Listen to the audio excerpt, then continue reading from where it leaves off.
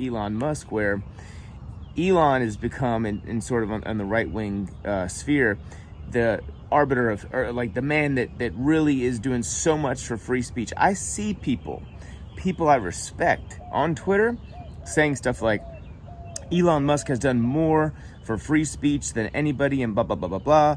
And they also say stuff like, or Elon said that he was a free speech absolutist. None of that is true. Twitter is, in my opinion, I think the best way to describe where it is now versus where it was under the previous regime, is slightly more free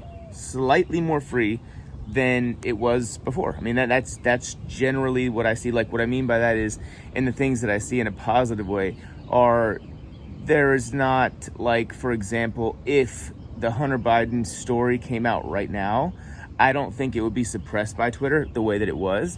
I think there are things of that nature, right? But like, for the most part, and obviously the Twitter files is something the right wing, is championing, and it's, to me, it's weird the way he's releasing them anyways. That's a whole nother can of worms. But the point is, in my opinion, Elon Musk Elon Musk called himself a free speech absolutist, but he banned Ye. He has not brought back Alex Jones. He has banned many other people during his tenure. And I mean, I'm not saying Elon's going in and doing all these things personally, but he said, and this is what people don't like to recall, okay? He said he was a free speech absolutist, and he also said that he considered Twitter a town hall where basically everybody, had the sort of the right. I don't know if he used that exact terminology in terms of the right, but basically where everybody could come in and speak their piece and give their opinion. In the community notes part of what he's doing, I actually hated it at first. Now I'm a little, I've warmed up to it just a little bit, simply because when I look at what he's actually trying to do, he's trying to find things that they can find and prove are 100% factual, and then he's trying to, add those to people on both sides of the aisle. So it's not just slanted toward, I'm going to correct every Republican or right-wing person that says something that is not entirely true. It is now also applying to, I've seen Joe Biden have multiple tweets where where he has those community note tag at the bottom, basically correcting misinformation that he's spreading in himself. And so those things, though, are also the exact reason why he's able, I'm talking about Elon, to manipulate the people on the right so easily. People on the right, and you saw this from Trump Jr. the other day, I guess on his podcast. I didn't even know he had one until this, but Trump Jr.'s podcast, he came out and said, we should all forgive Bud Light because they are a slightly conservative brand. And this is sort of what all Republicans do when they see someone that slightly agrees with them. It doesn't matter if they're transgender, it doesn't matter if they're, whatever their overall, sort of what they are overall. It doesn't matter if they agree with them even on one thing. They will just accept them as part of their group and sort of ignore all the other shit that they do. And so Trump Jr. says, hey, stupid dogs. Trump Jr. says, hey, we should all forgive Bud Light because they're basically a little bit conservative. Dude, would a conservative, and I'm not necessarily I'm not a conservative, even though in some instances I definitely align with them, would you call a beer brand that literally used a transgender to promote their beer a conservative corporation? I mean, holy shit. It's just wild. Like, so the same thing happens with Elon when, like, Elon corrects the Joe Biden tweet, and Joe Biden's not even tweeting this shit. Joe Biden is so fucking gone. I don't even think people that are Democrats like Joe Biden. It's just that he was the other option of Trump, other than Trump. So they voted, or some of them voted for him. But like, again, that's what happens. Elon will have a little, back and forth with AOC, and every Republican will just literally drop their pants for him and get on there. Like, that's what they do.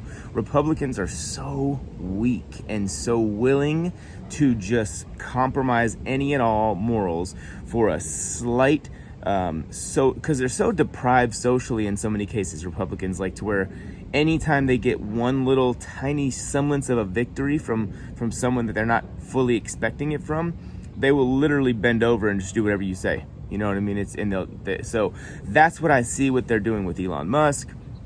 And like, to me, I don't hate Elon. I thought that was awesome when he called out the BBC interviewer the other day. There's some shit that Elon Musk does that I like and respect and appreciate. I mean, obviously, I'm a capitalist. This guy is the most successful businessman to ever live at this point in his career. So that's pretty cool. I respect that from Elon.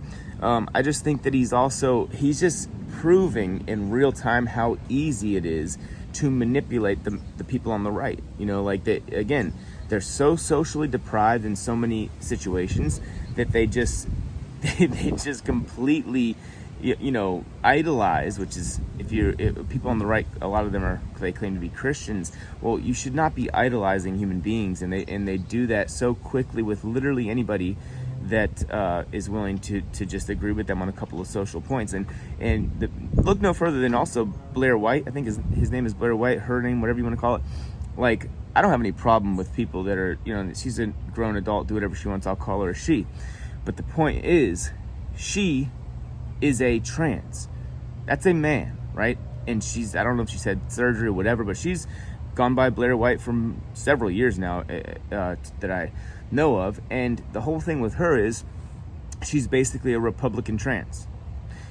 Dave Rubin is basically he's a gay Republican. So anybody, they'll take it from anywhere they can get. They're just so desperate for, someone to help them in the society, in like the social game of politics. Like, ooh, look, a gay person likes our idea. Every black person that's a conservative is automatically propped up like by the right, because they're like, hey, look, a black person likes our ideas, or a black person agrees with us about this. And that's nothing against black people. It's nothing against gays or trans. The point is, they do this, and now they're doing it with Elon. And I think that they pretty much have done that. They did that with Trump as well. And that's how it kind of started with Trump. Was like, hey, look, this is Donald Trump, this a TV star, billionaire. Like, this guy was, rappers always would name drop Trump or have him in. I think he's even been in like some music videos of rappers. And it was like, so Trump was sort of more along the same lines of this other stuff, where conservatives said, hey, this guy's on our side. Look. It's like they want to show the rest of the world anytime somebody that they don't fully expect is on their side about one particular thing, and they're willing to ignore so much otherwise. At the end of the day, guys, my overall opinion is this: I am neither a Republican or a Democrat. I don't even know if I'm a libertarian. I'm just so burnt out on the bullshit amongst any political party, and like with libertarians, it's like I align with them in so much, but like some libertarians, and I don't even know, this might be all libertarians, believe that you should just literally open the borders and let anybody in. Like, how anti-America are you? And also, how do you, and so many of those people that are willing to say that America should let everybody in, Democrats or whatever, they are very quick to respect the borders of other countries. It's so strange. It's like they just don't like America having any backbone ever.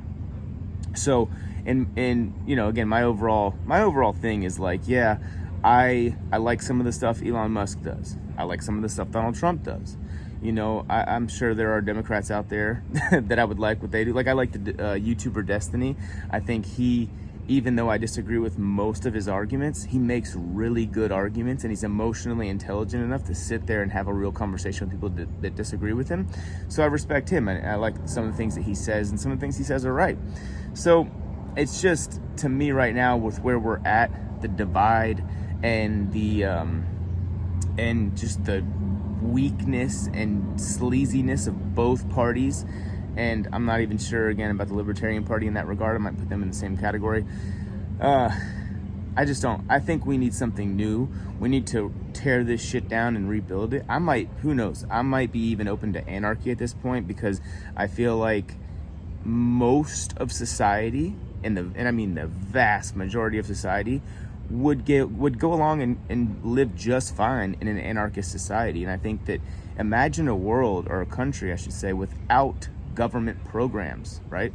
I mean, that seems like a win. Imagine a world with no taxes. Imagine a world where people work together for every problem, and we, the people, work together for every problem. So I think anarchy has a lot of appeal to me. And of course, I have questions like anybody else in that regard about, policing and things like that, because I do think that in the anarchist system, we would have like, people just say, hey, look, how a bar hires security, that's how, it would be for like everyone. And it's like, yeah, but not everybody can do that. So I do believe that there's a way where we could make that sort of system work.